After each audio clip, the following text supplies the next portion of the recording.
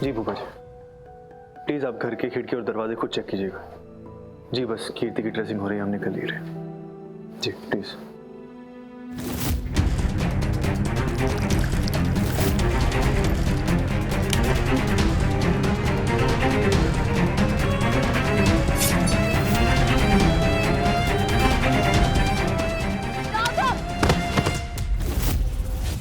रीत, रीत क्या हुआ? ये डॉक्टर, डॉक्टर, मेरी वाइफ पर किसी ने अटैक किया, देखिए क्या। आप घबराइए नहीं, थोड़ा दर्द होगा पर मैं इसे अभी निकाल दूंगा। ओके 3, 2। नर्स, इन्हें जल्दी पट्टी के लिए लेके जाओ। राघव, आप चिंता मत कीजिए, मैं ठीक हूँ।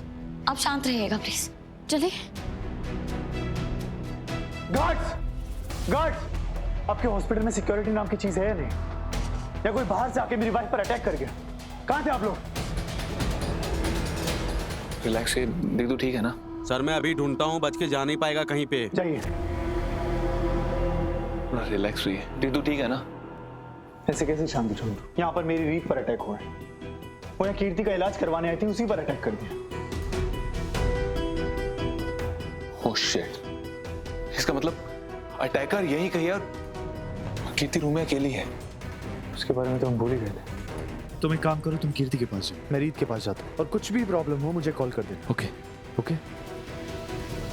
कीर्ति, कीर्ति, कीर्ति, कहाँ गई लड़की? क्या हुआ ध्रुव, सब ठीक तो है ना? कीर्ति तुम ठीक हो ना? मैं ठीक हूँ ध्रुव, पर हुआ क्या है? आप इतने घबराए हुए क्यों हो? वो दीदू पे बाहर किसी ने हमला कर दिया था, पता नहीं कौन था। रीत सही तो है ना?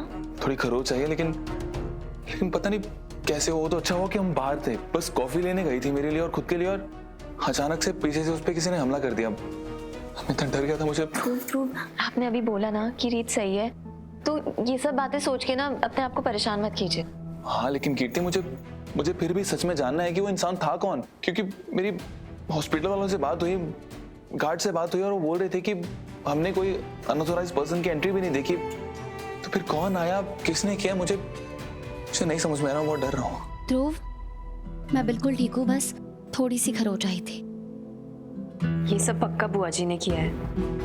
वो मुझे छोड़ेंगी नहीं, मार डालेंगी। मैं कब किसके साथ कहाँ जा रही हूँ उनको सब खबर है, पूरी नजर रख रही है वो मुझ पे। कीर्ति तुम फिक्र मत करो, मैं तुम्हें कुछ नहीं होने दूंगा, आई प्रॉमिस। थैंक गॉड आप मेरे साथ हो। कीर्ति मैं हमेशा तुम्हारे साथ रहूंगा और तुम्हें छोड़ के कहीं नहीं जाऊंगा।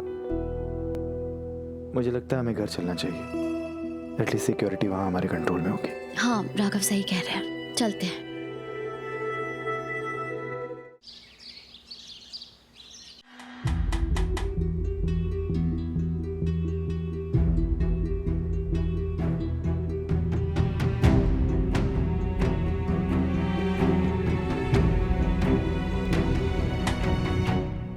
मुझे तो लगता है मम्मी जी और वीरू भैया कहीं आसपास ही हैं। या तो उन्होंने हम पे नजर रखी हुई है, या हो सकता है हमारा पीछा कर रहे हो।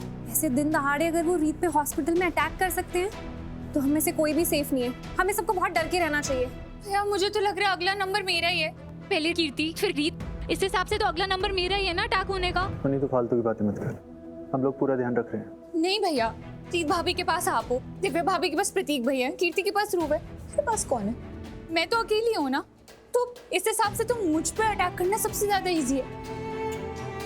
भैया मैं 100% श्योर हूँ नेक्स्ट अटैक ना मुझ पर ही होगा। मुझे ना जरा शहर छोड़ के चले जाने चाहिए किसी सेफ जगह पे। उन्हें तो सबसे पहले तो शांत हो जा, और मैंने कहा ना तुझे बेफालतू की बातें मत कर। तो तेरा ख्याल रखने के लिए मैं हूं ना यहाँ, और पूरे परिवार को तेरी फिक्र है। जी वो आपके घर के बाहर की सिक्योरिटी और बढ़ा दी गई है। कुछ और पुलिसकर्मी आपके घर के बाहर तैनात किए गए हैं। आदमी तो क्या, परिंदा भी आपके घर में नहीं घुस सकता। Thank you inspector. देखा तूने, मैंने कहा था ना तुझे सब सेफ है।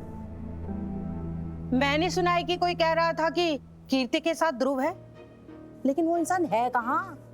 कीर्ति की अंगूठी ठीक करवा के लाया है कि नहीं? आंटी ऐसी बात नहीं है, मैं मार्केट जा ही रहा था लेकिन अचानक से वो। अरे होने वाले दामाद जी, मैं तो बस ऐसे मजाक कर रही थी। मुझे नहीं पता कि इस घर में इतनी सारी एक साथ चीजें हो रही हैं। ऐसे में आपको कहाँ समय मिलेगा सुनार के पास जाने का, है कि नहीं? कीर्ति इधर आ बेटा, इधर। मुझे पता था आपको समय नहीं मिलेगा, इसलिए मैं खुद ही जाकर सुनार से ये देखो, ये अंगूठी बनवा कर लाई हूँ। तो क्या है ना, जब तक आपकी अंगूठी ठीक होके बराबर से फिट होकर ना आ जाए, तब तक आप ये वाली अंगूठी पहना दीजिए, है कि नहीं? माँ पर इतनी भी क्या जल्दी है, वो पुरानी वाली अंगूठी ठीक होके आने दीजिए। बेटा बात जल्दी और देर की नहीं है, शगुन अब शगुन की है। एक बार तुम दोनों की एंगेजमेंट हो जाए, फिर ध्रुव चाहे जितनी मर्जी अंगूठियां पहनाता रहे तुम्हें। हाँ, देखा, सुना तुमने? अरे इधर आइए होने वाले दामाद जी, इधर आइए। देख, अंगूठी का क्या है, अंगूठी तो आती रहेगी। अरे आप चाहे तो अपनी होने वाली दुल्हन के लिए सोने का हार भी बना सकते हैं, लेकिन जब तक हार बनता है तब तक आप उसको ये वाली अंगूठी पहना दीजिए। लीजिए लीजिए। क्या है ना, सगाई होने के बाद लड़की की उंगली खाली अच्छी नहीं लगती है, पहना दीजिए। अब बेटा आजा ना।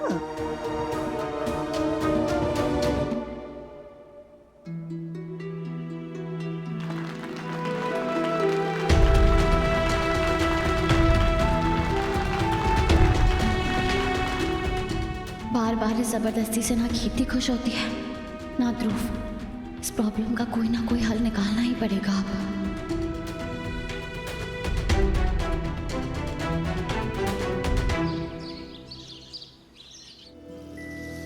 खुद पे पहले ना इतना यकीन मुझको हो पाया, मुश्किल सी घड़ियां आसान हुई अब जो तू आया। एक बात कहूँ तुझसे, तू पास है जो मेरे, सीने से तेरे सर को लगा के सुनती मैं रहूं नाम अपना, सीने से तेरे सर को लगा के सुनती मैं रहूं नाम अपना।